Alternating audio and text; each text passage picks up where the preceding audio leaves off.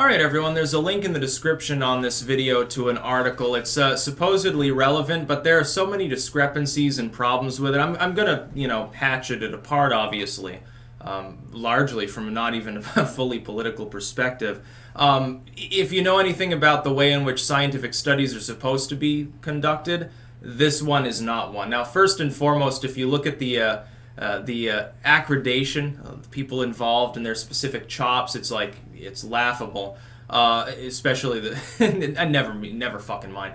Look at the article and look at the date on it, and then look at the way it's being circulated. And one of two things I think has happened: either they got the date wrong in when the article was submitted, and they put an 8 instead of a 9, and they submitted it very recently, but they accidentally put 2018 instead, or they're circulating a literally year-old article as though it had been made yesterday in order to use as a hit piece against a bunch of YouTubers. Judging from the discrepancy in views, I'm saying it's a year-old article and they're re-recycling, because I'm listed, I think, 132 million views. I'm over 190 million now, so that sounds about right for a year ago, I guess. I think I might have been a little bit ahead or behind that, but I mean, analysis takes time. The first main problem, though, is really this. They can't fucking... Again, you keep using these miserably dated, arbitrary, dumbass labels for different users. Like, they labeled me alt-light, and I'm thinking, okay, I'm assuming that they mean that means I'm a civic nationalist. But as I've actually explained before, in the US, if you're a civic nationalist, like not an ethno-nat or something, it's basically the same as saying you're a classical liberal or a libertarian. Look at the founding civic principles of this country and ask yourself what they're fucking talking about, what it entails. So apparently on the radicalization pathway, you go from the intellectual dark web. This is their basic idea. You go from watching Jordan Peterson and stuff like that. You find me, and I indoctrinate you a little bit, and then, you basically, you get tired of me, because who fucking cares about the alt-right, I guess, and then you start watching the alt-right. Now, the first problem is that the number of comments on that alt-right material is so much smaller than anything in the alt-right category. Like, I think the bottommost alt-right individual supposedly dwarfs the top alt-righter on the list. So this isn't exactly proving your point. And the study at several points admits its own limitations, which I guess it's noble, even if you buried it like on page 13 or whatever. Because most people don't have the rigor to actually read the whole thing. And the intellectual dark web is like, so they get billions of views, and we the alt-right supposedly, or whatever, we get hundreds of millions, and then the alt-right gets like tens of thousands. Yeah, okay. That's one hell of a pipeline, real efficient. A lot of leaks in it, I think. Then there are some other problems. So first problem is on a personal level, they're calling me alt-light. I'm not. That label no longer has any linguistic relevance at all. The proper term is classically liberal. That's basically what it boils down. I'm tired of corporations censoring people. I want people to defend themselves, and I don't think we should be burning books. Those are pretty much the big issues for me. And I'm tired of paying so much to the government. But that's not really a conservative or liberal principle. That's just everyone. Everyone wants the government to tax more until it's them who has to pay the tax. That's the difference between a liberal and a conservative, I suppose, is that the conservative is more forthcoming about that fact. The liberal is a NIMBYist, and basically what they've devolved into. The next problem. You've got other problems with labeling. For example, the laughable proposal that computing forever is alt-light. The fact that the Thinkery and Sargon of Akkad are on different labels. Like, the Thinkery is alt-light, but Sargon himself, even though he is the Thinkery, is an intellectual dark web member. And apparently they didn't realize the discrepancy. I think they thought that the Thinkery was like... not Sargon. They thought it was just like Sargon participating and that he wasn't lording over the proceedings. Dude, the Thinkery at this point has become more or less a gaming channel. What are you fucking talking about? Now, of course, this is a year-old study, I guess, supposedly, so there might be some discrepancies over time, but I mean, come on, dude. You don't even understand that Sargon and the Thinkery are, not in fact different in a demonstrable sense? The categorizations are all wonky, and then you've got the control group. The control group is, I guess... comments and growth from them were matched to like the intellectual dark web alt-right groups. But the control group makes no sense. You've got groups like Vox and Huffington Post. This is your supposedly stable, moderate, centristic control group, CNBC and shit like that. I don't understand exactly what you hope to accomplish with statistics derived from that control group. And by the way, let me tell you something else.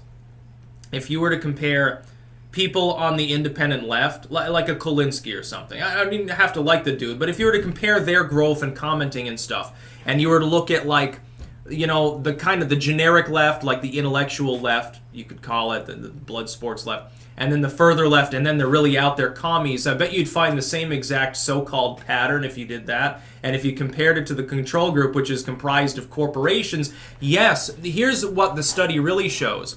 Corporations are bad at getting growth and engagement going. They have huge subscriber totals or huge view totals, but they don't get as much engagement because people aren't engaged with the material. It's not as exciting. It's not a person they can communicate with, it's a corporation.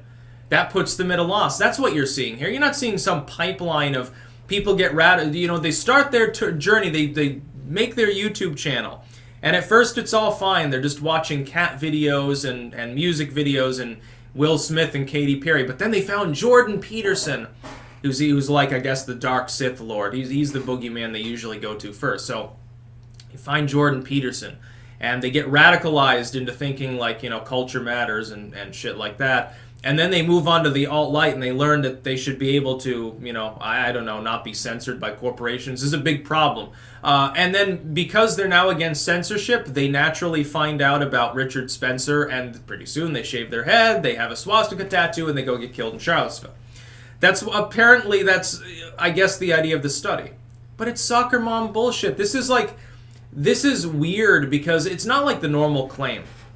The normal claim of, like, well, there's weird shit on YouTube, there's edgy shit on YouTube. Okay, let's passe. Here you've got an actual study, so-called, with statistics and graphs and everything, dedicated solely to the cause of trying to convince soccer moms who won't even read the report because it's impossible. They'll just read a tweet about it.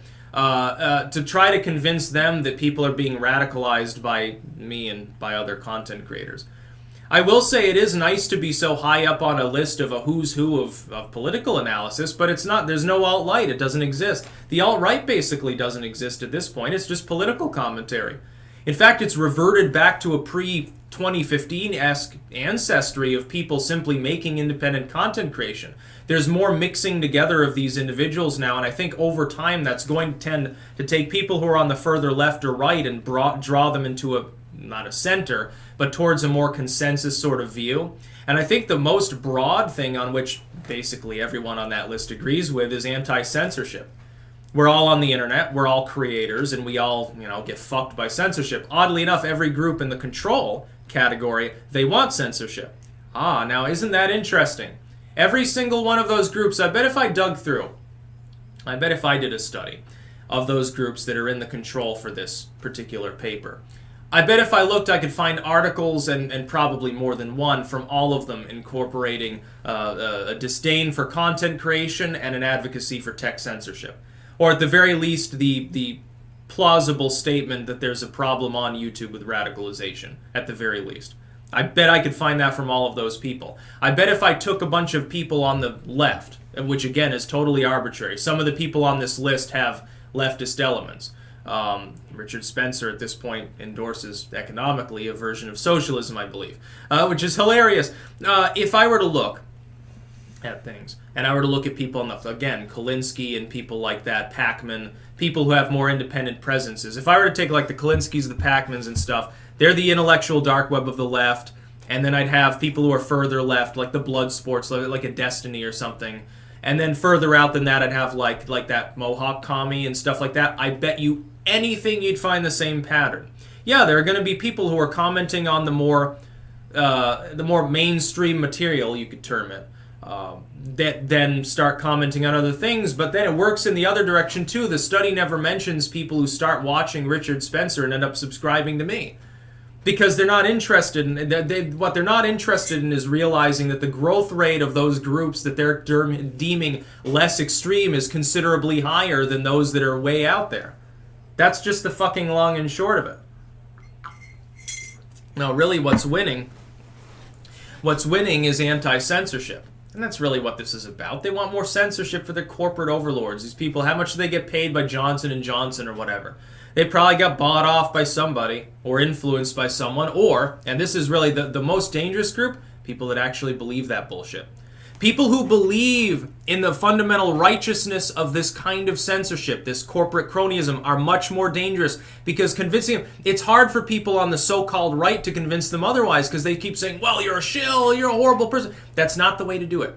Assume that they've been deluded. Assume that they're a victim of literal propaganda. Corporations are brainwashing them. I feel sorry for them. I don't feel malevolent towards them. Even people like Holt, I think at his core, I don't think Jared Holt is shilling so much as he actually believes the stuff that he's peddling. And he thinks that he's got some sort of solution to it. Well, you don't. You've been lied to. That's the whole problem. Intellectual dark. There's no such thing as the intellectual dark web. It's a bullshit moniker made up by people who wanted censorship. It's just another basic layer of newspeak. That's about all. Peace out.